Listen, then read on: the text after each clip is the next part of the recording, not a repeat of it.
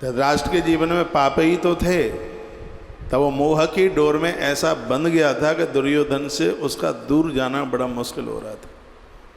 और कुंती माता मोह से मुक्त हो चुकी थी, इसलिए तो 13 साल तक अपने बच्चों के बिना नहीं रही। आप नहीं ऐसे रह पाएंगे। 13 साल, 12 साल का वनवास, 1 वर्ष का अज्ञातवास। ये देवी ने 13 साल अपने बच्चों को देखा नहीं, और धृतराष्ट्र अपने बच्चे के बिना रह नहीं पा रहा था। अंतर यही तो था, एक मोह में डूबा था और एक मोह से बिल्कुल, मोह के गर्त से बिल्कुल बाहर थी। दोनों का यही तो अंतर है। माता कुंती का नाम इतनी पवित्रता से लिया जाता है, कोई धृतराष्ट्र का नाम तो लेने को तैयार होता ही नहीं। ये बात मुझे बहुत अच्छी लगी है। इसमें कहा है कि जब व्यक्ति का सतोगुण बढ़ता है तो उसके पाप नष्ट हो जाते हैं, और जिसके पाप नष्ट हो गए हैं उनकी बुद्धि मोह के चक्कर से मुक्त हो जाती है। बड़ी अद्भुत बात कही है। जिसे सद्बुद्धि प्राप्त हो जाती है वह पुरुष उस बुद्धि के द्वारा सारे पापों को नष्ट कर देता है। बुद्धि सद्बुद्धि में बदलेगी तो पाठ करेगा, पूजा पाठ करेगा, तीर्थ यात्रा जाएगा, लोगों का आदर करेगा, देव मंदिर जाएगा, देवताओं का ध्यान करेगा, लोगों की सेवा शुश्रूषा करेगा, किसी के अंदर द्वेष नहीं देखेगा, बैर नहीं करेगा किसी से। ये बुद्धि के सात्विक होने के ही तो ये लक्षण हैं। आप किसी से लड़ते नहीं हैं। ये बलि राजा ने बहुत अच्छी बात कही है। वो कहते हैं जिनकी बुद्धि सात्विक हो गई है, ऐसे लोग अपनी सात्विक बुद्धि से अपने संपूर्ण पापों को जला के राख कर देते हैं। ये उनका एक बड़ा प्रमुख बड़ी प्रमुख उन्होंने बात कही है। वो कहते हैं बुद्धि लाभा तो पुरुषम सर्वतुदति किल रसम। वो कहते हैं कि बुद्धि का सबसे बड़ा लाभ यही है, जब वो सात्विक हो जाती है तो संपूर्ण पापों की राशि को जला करके समाप्त कर देती है। सत्संग के द्वारा बुद्धि सात्विक होती है, गुरुजनों के संग रहने से बुद्धि सात्विक होती है, अच्छा पढ़ने से बुद्धि सात्विक होती है, और अच्छा भोजन करने से भी बुद्धि सात्विक होती है। ऐसा राजा बलि ने कहा। देवराज इंद्र टकटकी लगा करके सुन रहे हैं, बलि बता रहे हैं। वो कहते हैं सत्गुण में स्थित होकर वह सात्विक बुद्धि प्रश्नता को पैदा कर देती है। बुद्धि सात्विक होगी, आपकी खुशी को कोई छीन नहीं सकता। तो फिर क्यों नहीं ऐसा भोजन करते हैं जिसका भोग भगवान को लगता है, वही लो ना। चाय से भगवान की जीभ जलाने में लगे हो, भगवान को चाय पीने की आदत है नहीं, और तुम उसके सामने रखे बिना मानते नहीं। कृष्ण राज्य में माखन मिश्री, राम राज्य में घी, और आज के राज्य में तातो पानी भैया फूंक फूंक के पी। लोग मम्मी पापा के बिना रह लेंगे, गुरुदेव भगवान के बिना रह लेंगे, लेकिन चाय के बिना नहीं रह सकते। आश्रम में नहीं मिलेगी तो अगल बगल दुकानों पर टटोलेंगे। चाहिए अपनी बुद्धि को भोग वृत्ति मत बनाइए, इसको सात्विक बनाइए। बुद्धि सात्विक तभी होगी जब उसको आहार सात्विक मिलेगा। उसको देखिए, आप सुन नहीं रहे हैं, उसको विचार सात्विक मिलेगा। चिंतन कीजिए, अच्छी किताबें पढ़िए, अच्छे ग्रंथ पढ़िए। जीवन को बदलने में देर कितनी लगती है। इस ग्रंथ में लिखा है ब्राह्मण के घर में जन्म लेने वाले चांडाल बन जाते हैं संस्कार नहीं मिलेंगे तो, और दैत्यों के घर में जन्म लेने वाले देवता बन जाते हैं यदि उनको संस्कार मिल जाएंगे उन्हें तो, सत्संग मिल जाएगा तो। आत्मदेव के घर में चांडाल पैदा हो गया धुंधुकारी, और हिरण्यकश्यप के घर में देवता प्रकट हो गया श्री प्रहलाद जी महाराज। है सत्संग ही तो मिल गया था, गर्भ में ही सत्संग मिल गया। माँ बड़ी होनहार थी। एक राक्षस के घर में रहकर तुलसी की पूजा कर लेना ये साधारण बात नहीं थी। वो आदमी चाहे तो कर सकता है। रावण की लंका में भी रहने वाले विभीषण नित्य राम की पूजा करते हैं। और याद रखिएगा, जिस देवता की आप पूजा करते हैं वो देवता किसी न किसी प्रकार से अपनी शरण दे ही देगा, अपने पास बुला ही लेगा। वो ऐसी व्यवस्थाएं कर देगा कि इष्ट अपने भक्त को अपने पास तक बुला ही लेता है। ये तो मैं विभीषण की कथा में सब कहूँगा। अभी हम विभीषण को ही तो सुनेंगे। हनुमान जी को भेजा, ऐसे योग बने जो राम की पूजा राक्षसों के बीच में करता रहा। परमात्मा ने उसे विभीषण को अपनी शरण में बुला लिया, अपने चरणों में बुला लिया। इसलिए मैं कहता हूँ इष्ट के प्रति पूरा समर्पण रखिए। पूरे देश में मुझे वृद्ध लोग, दादा दादी सुन पा रहे हैं, मैं उनको कहूँगा बच्चों से रिश्ता तुम्हारा सिर्फ 50 साल का था। जैसे घोंसले में पंछी के बच्चों को पंख आ जाते हैं, वो उड़ जाते हैं, उन्हें तो पता ही नहीं है कि माँ कहाँ है। यही स्थिति है इस मानव जाति की भी, यही है। उनको बच्चों के बच्चे सब शादी ब्याह उनके हो गए हैं, कौन तुम्हें पूछ रहा है।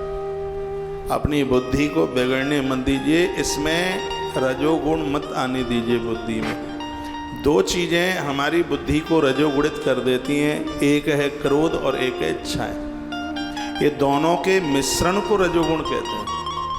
आप सब अपने आप को पूछ लिए, क्या क्रोध आता है? पूछ लो अपने आप को, आता है? क्या अभी मांगे हैं? खाने की इच्छा है, अच्छा पहनने की इच्छा है, अच्छे वाहन में चलने की इच्छा है, लोग सम्मान करें, माला डालें, मेरी स्तुति करें, मेरा गायन करें, मेरी कीर्ति गाएं, ये सब रजोगुण में आता है। तमोगुण क्या है? आप कुछ करना ही नहीं चाहते, माई बाप का इतना मिल गया है, बस उसी को खर्च कर करके पेट भर रहे हैं, ना कमाना चाहते, ना कहीं आना जाना चाहते, सिर्फ लाठी उठाना ही तमोगुण नहीं है। जो आलसी है, प्रमादी है, कुछ करता नहीं है, सबसे बड़ा तो तमोगुणी वो है। उस समय बुद्धि तमोगुण में विषैली हो जाती है। जैसे विषैले सांप से, बिच्छू से सब लोग भयभीत होते हैं, जिनकी बुद्धि तमोगुण में लिप्त हो गई है, परिवार के, खानदान के, रिश्तेदार सब लोग उससे भयभीत होते हैं।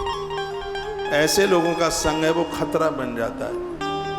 तो मैं राजा बलि के चैप्टर से कुछ कह रहा हूँ, और वो बातें मैं आपके बीच में निवेदन कर रहा हूँ जो मैंने 30 साल में आपको सुनाई नहीं। वही बातें हैं जिस दिन से मैंने कथा शुरू की होगी, पढ़े हैं चैप्टर मैंने, लेकिन आज योग बन गया है, मैं आपको सुना रहा हूँ। ना पढ़े होते तो कहाँ से सुना देता। लेकिन वो कथा आज वैशाख मास में मुझे सप्त चिरंजीवी राजा बलि के माध्यम से कहने का आपको सौभाग्य प्राप्त हो रहा है, जिसमें राजा बलि ने इंद्र को कहा था, गलतियां तो हमसे हो गई हैं, आज खर्व बन गए हैं, ऐसे योनि में हम खड़े हैं, कोई गलती तो हुई ही है, लेकिन मैं पहचान नहीं पा रहा हूं कि मुझसे गलती क्या हो गई है।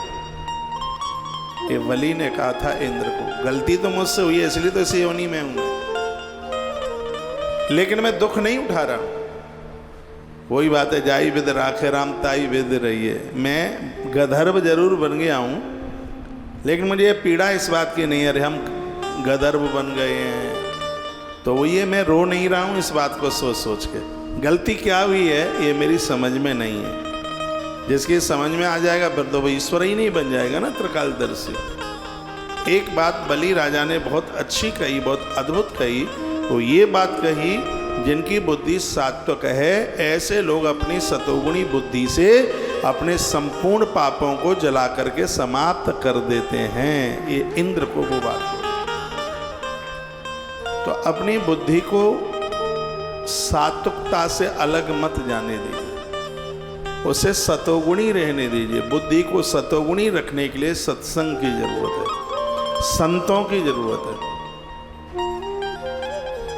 अच्छे आहार की जरूरत है, अच्छे विचारों की जरूरत है, अच्छी किताबें पढ़ने की जरूरत है, अच्छे वातावरण की जरूरत है। तीर्थों में जाते रहोगे, गुरुजनों का सानिध्य प्राप्त करते रहोगे, इच्छाएं खत्म हो गई होंगी कुछ मांगने की, कुछ खाने पीने की, कुछ पहनने की, तो बुद्धि का यह परिचय सतोगुण में आता है, सात्विकता में आता है। और ऐसा नहीं है इस करने के लिए आपको बाबा जी बनना पड़े, बद्रीनाथ जाना पड़े, नैमिषारण्य जाना पड़े या और कहीं तीर्थ में जाना पड़े, नहीं, कहीं जाने की जरूरत नहीं है। राजा जनक ने अपनी सात्विक बुद्धि घर में ही रहकर बुद्धि को सात्विक किया है, उसका परिणाम है शांति रूपी सीता आई है। और जिसकी बुद्धि सात्विक है उसके यहाँ शांति आएगी, और जिसके यहाँ शांति रूपी सीता आएगी उसके यहाँ कोई गुरु विश्वामित्र भगवान को ला करके खड़ा कर देगा। ये परिचय इस बात। तो यह आप अपने घर में भी रह करके कर सकते हैं। ऐसी चीजें खाइए जिनका भोग भगवान को लगता है। आंवला खाइए, बेर कभी भी मत खाइए।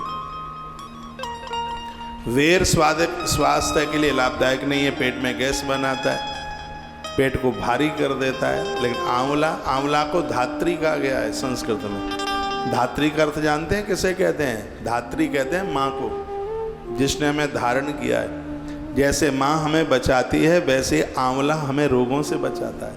आयुर्वेद भी कहता है, पद्म पुराण में तो बहुत व्याख्यान है। संस्कृत में आंवले को धात्री कहते हैं, और धात्री का मतलब जिसने धारण किया, माँ का ही नाम तो है धात्री। जैसे माँ बचाती है, वैसे ही आंवला हर रोग से हमारी रक्षा करता है।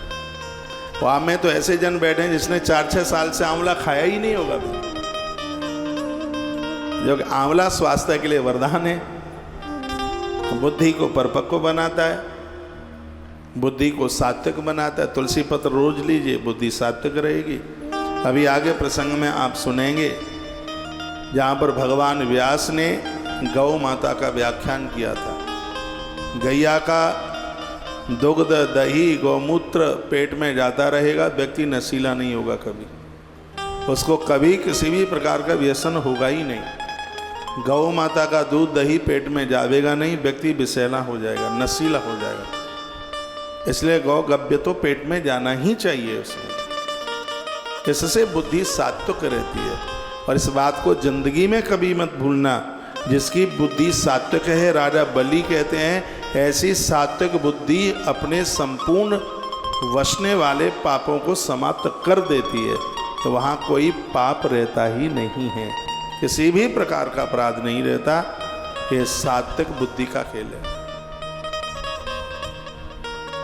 भजन में मन लगेगा, तीर्थ में मन लगेगा, गुरुजनों के चरणों में मन लगेगा, सत्संग में मन लगेगा, यदि बुद्धि सात्विक है तो।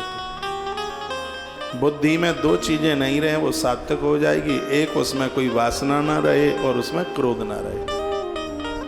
उसी बुद्धि को सात्विक बुद्धि कहते हैं।